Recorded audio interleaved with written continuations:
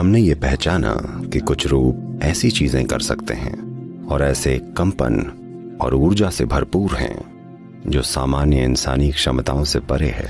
अगर हम उन्हें एक खास तरीके से पुनर्व्यवस्थित करें तो वही इंसान जो अब तक सिर्फ हाड़ मांस था, जो जीवन में आदतों की मजबूरियों के भीतर जी रहा है, अचानक एक और ऊंची संभावना में बदल सकता, जिसे हम ब्रह्मांड कहते हैं या सृष्टि कहते हैं। वो मोटे तौर पर कई रूपों का एक जटिल मिलाप है। ये सभी रूप, ये ग्रह, तारे, ये सारे सिस्टम, ये सब रूप हैं। जब ये रूप समय के साथ विकसित होते होते निपुण बन जाते हैं और लगता है जैसे शाश्वत हों, वो हमारे अनुभव में हमेशा बने रहने वाले इसलिए मालूम पड़ते हैं क्योंकि वो ऐसी सटीक ज्योमेट्री तक पहुंच चुके हैं। ये कोई ऐसी चीज नहीं है जो अचानक हो गई है। इनमें से हर एक रूप समय के साथ विकसित हुआ है। कुछ रूप हैं जो एक सीमा से परे विकसित हो चुके हैं। एक सीमा से मेरा मतलब है, अगर कोई रूप विकसित होकर ऐसी चीजें करने लगे जो इंसान नहीं कर सकते, तब हम उसे एक ईश्वरीय रूप कहते हैं, क्योंकि हर वो चीज जो हमारी क्षमता और सामर्थ्य से परे है वो हमारे अनुभव में दिव्य बन जाती है। तो जब हम दिव्य रूपों की बात करते हैं, एक ईश्वर में विश्वास रखने वाले धर्मों में गलतफहमी ये है कि जो कई रूपों को मानते हैं वो रास्ता भटक गए हैं, यानी कि वो नहीं जानते कि दिव्यता क्या है। उन्होंने बहुत सारी मनगढ़ंत तस्वीरें बना ली हैं। ये रूप मनगढ़ंत नहीं हैं, इन्हें ब्रह्मांड की प्रकृति को देखकर समझा गया है। हमने ये पहचाना कि कुछ रूप ऐसी चीजें कर सकते हैं और ऐसे कंपन और ऊर्जा से भरपूर हैं जो सामान्य इंसानी क्षमताओं से परे है। तब उन सभी रूपों को हमने दिव्य रूपों के रूप में पहचाना। ये रूप नमन करने के योग्य हैं। सबसे बढ़कर ये ऐसे रूप हैं जिनका उपयोग करना हमको सीखना है, यानी हम क्या करें कि इन रूपों का असर हम तक पहुंचे। ये रूप जो हमारी बनावट से कहीं ज्यादा सक्षम है। इस धरती पर ऐसे प्राकृतिक रूप हैं जो इंसानी रूप से ज्यादा तीव्रता से कार्य कर सकते हैं, या हम इनको जोड़कर नए रूप बना सकते हैं, या हम रूपों का निर्माण कर सकते हैं, रूपों का ऐसा मेल बना सकते हैं जो ऊंचे तरीके से काम करेगा, उससे भी ऊंचा, जैसा हम फिलहाल अभी हैं। असल में योग का पूरा सिस्टम सिर्फ अपने खुद के रूप को व्यवस्थित या पुनर्व्यवस्थित करने के विषय में है। ये 114 चक्र जो कि अपने आप में एक तरह के ऊर्जा रूप हैं, अगर हम उन्हें एक खास तरीके से पुनर्व्यवस्थित करें तो वही इंसान जो अब तक सिर्फ हाड़ मांस था, जो जीवन में आदतों की मजबूरियों के भीतर जी रहा है, अचानक एक और ऊंची संभावना में बदल सकता है।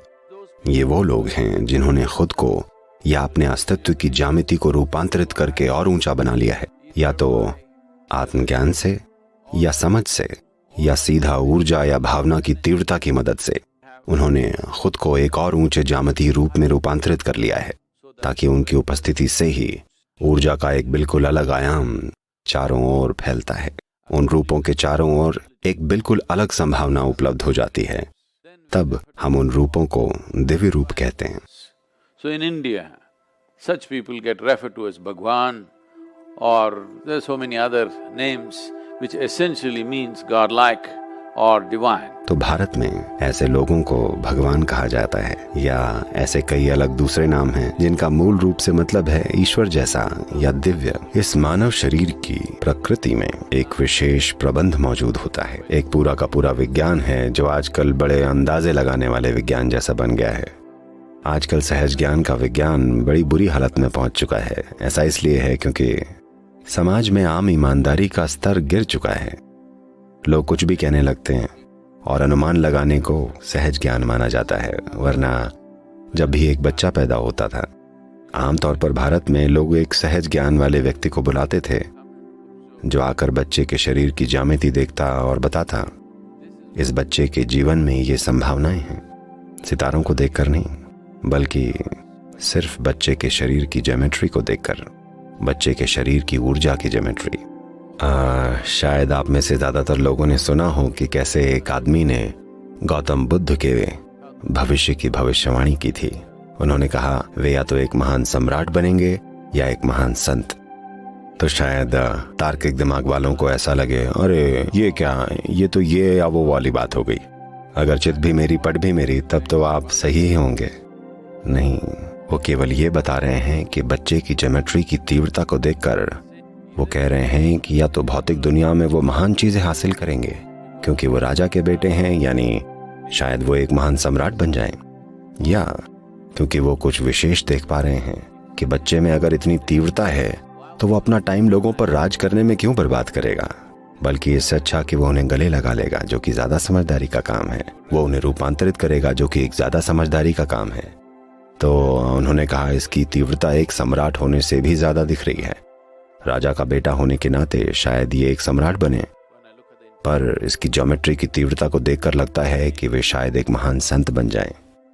खैर, गौतम बुद्ध दूसरी तरह के व्यक्ति निकले। उनकी भविष्यवाणी गलत नहीं थी। अगर किसी वजह से वो ठोकर खा गए होते तो शायद वो एक महान सम्राट बनते, एक विजेता। शायद वो कई देशों को जीतकर महान सम्राट बन गए होते, बिना कपट, हिंसा और बहुत सारी ऐसी चीजों के बिना कोई महान सम्राट नहीं बनते। ये सब ज्यादातर लोग अपने जीवन में नहीं करना चाहेंगे। एक महान सम्राट बनने के लिए आपको कई ऐसे काम करने पड़ते हैं जो कई समझदार लोग करने को तैयार नहीं होंगे। इसलिए गौतम ने दूसरा रास्ता चुना और वो भविष्यवाणी गलत नहीं थी। भविष्यवाणी यानी उस इंसान ने बीज को देखकर बताया कि ये एक विशाल वृक्ष बन सकता है। तो शरीर की ज्योमेट्री को फिर से व्यवस्थित करने का मतलब है हमारे इस मामूली हाड़ मांस के सिस्टम को एक ईश्वरीय रूप में बदल देना। क्या मांस और हड्डी में कोई खराबी है? नहीं, बिल्कुल नहीं। बस उसकी अपनी सीमाएं होती है। ये मजबूरी भरा रूप है। क्या मजबूर होने में कुछ गलत है? नहीं, गलत नहीं है। अगर आपके हिसाब से मुक्त होना अच्छा नहीं है तो मजबूर होना गलत नहीं है। क्या इस धरती पर एक प्राणी होने में कुछ खराबी है? कोई खराबी नहीं है। बस इतना है कि अगर आप कुछ बढ़कर होने की संभावना तलाशे बिना मर गए तब मानव जीवन को तृप्ति नहीं मिलती। हर एक जीव, चाहे छोटा हो या बड़ा, एक पूर्ण जीवन बनने की आकांक्षा रखता है, क्योंकि एक इंसान इस एक ऐसी संभावना के साथ पैदा हुआ है जो काफी असीम है। इसलिए लोग अपने जीवन में अपनी महत्वाकांक्षाओं और लक्ष्यों को तय करने की कोशिश में लगे हैं। जो एक असीम संभावना है, लोग उसे सीमित करने की कोशिश कर रहे हैं ताकि उन्हें लगे कि उन्होंने कुछ पा लिया है। अगर वो परीक्षा में पास हो जाते हैं उन्हें बहुत अच्छा लगता है, उन्हें नौकरी मिल गई, अगर वो लाख रुपए कमा लें उन्हें बहुत अच्छा लगता है। ये बकवास चलती रहती है। ये ऐसा है मानो लंगड़ों में आप चैंपियन हैं, सिर्फ इसलिए क्योंकि आपके दो पैर हैं। इंसानी संभावना असीम संभावनाओं के साथ आई है। आप या मैं कभी भी कोई लक्ष्य तय नहीं कर सकते कि अगर मैं ये पालूं तो मेरा काम हो गया। ये अपने आप को गढ़ने का एक बेवकूफी भरा तरीका है। अगर आप अपनी भीतरी ज्योमेट्री को ठीक से व्यवस्थित कर लें तो ये बहुत दूर तक जाने वाली मशीन बन सकती है। भीतरी रूप से कितनी दूर तक जाने वाली, ये पूरी तरह से वो ही व्यक्ति तय करता है, वो व्यक्ति खुद। पर ये दुनिया में कितनी आगे जाती है, ये समय, समाज, सामाजिक संरचनाएं, कई चीजों से तय होता है। शायद आप रास्ते में ही गिरा दिए जाएं, शायद आपको सूली पर न चढ़ाया जाए, पर शायद कोई हाईवे 8 पर आपके ऊपर गाड़ी चढ़ा दे। तो हम दुनिया में कितनी दूर तक जाते हैं ये कई चीजों से तय होता है, पर हम अपने भीतर कितनी दूर तक जाते हैं ये इस बात पर निर्भर करता है कि ज्योमेट्री की व्यवस्था हमारी समझ, अनुभूति, बोध और इसे व्यवस्थित रखने की हमारी काबिलियत कितनी है। योग आसनों के शुरुआती चरण से लेकर दूसरे अभ्यासों तक का पूरा योग सिस्टम मूल रूप से हमारी ज्यामिति को इस तरह से व्यवस्थित या फिर से तैयार करने के लिए है कि इस तरह से काम करने लगे जिसकी आपने अब तक कल्पना भी नहीं की है, ताकि आप अपनी महत्वाकांक्षाओं से भी परे का जीवन जिएं। आप जिस सीमित समाज में रह रहे हैं उसकी वजह से बेवकूफी भरी महत्वाकांक्षाएं आप में पैदा हो गई हैं। उसके आधार पर अगर आप अपने पड़ोसी से एक कदम आगे हों तो आपकी महत्वाकांक्षाएं पूरी हो जाती हैं। नहीं नहीं नहीं, मैं सिर्फ उतना ही नहीं सोच रहा हूं, मैं पूरे अमेरिका में सबसे अमीर आदमी बनना चाहता हूं। फिर भी आप लंगड़ों में ही हैं, या लंगड़ों के बीच ही एक चैंपियन होंगे बस। तो जैसी परिस्थितियों में हम अभी जी रहे हैं, उनके आधार पर एक असीम संभावना को बेवकूफ़ी भरी चीज़ों में जकड़ के रखना ज़रूरी नहीं है।